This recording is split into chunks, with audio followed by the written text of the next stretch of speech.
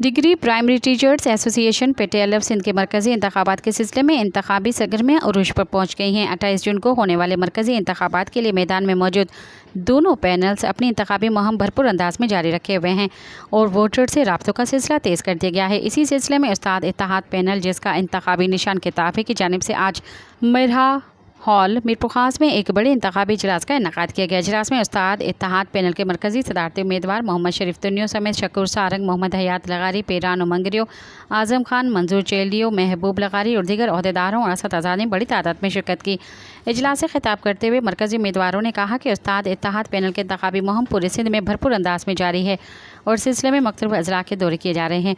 उन्होंने कहा कि असतज़ा बरादरी की जानिब से उन्हें नहायत ही शानदार पजीराई और मिस्बत रद्द-ए-अमल हासिल हो रहा है, जो इस बात का सबूत है कि असतज़ा अपनी नुमाइंदा क़यादती इंतखाब के लिए बाशऊर और मुतहरिक हैं। उन्होंने असतज़ा से अपील की है कि वो 28 जून को अपने वोट का हक़ इस्तेमाल करते हुए उस्ताद इत्तेहाद पैनल के उम्मीदवारों को कामयाब बनाएँ।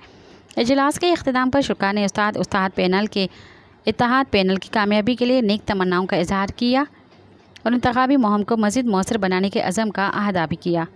सब्सक्राइब कयो अवामी न्यूज़ HD खे ऐं ताज़ा तरीन ख़बरुनि लाइ ॾिसंदा रहो अवामी न्यूज़ HD।